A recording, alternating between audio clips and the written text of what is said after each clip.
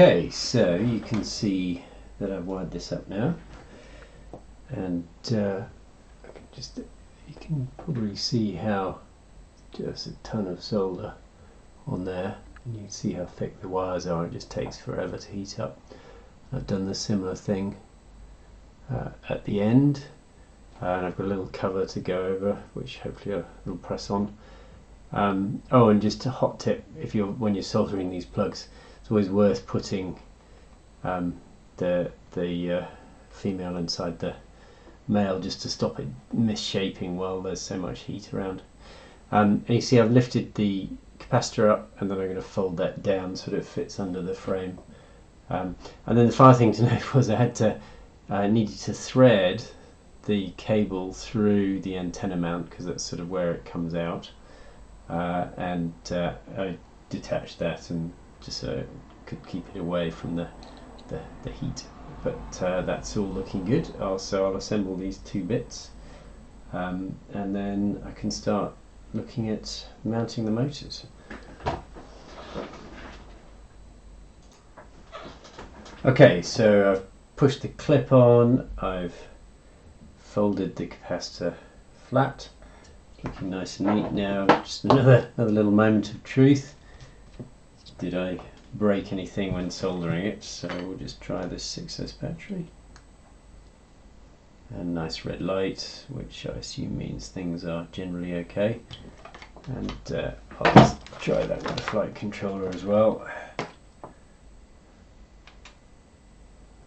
Go.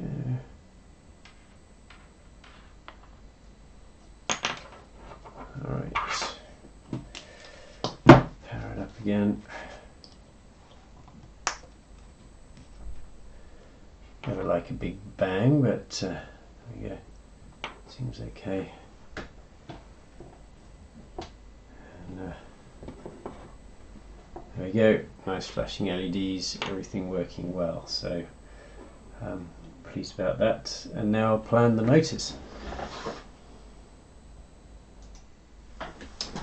Okay, so what I've done is I've fixed the motors sort of temporarily. I actually had to use all the bolts, because otherwise they won't sit centrally. I used the bolts that come with the motors, but definitely don't use those when you do the real build, because they're too short. So the actual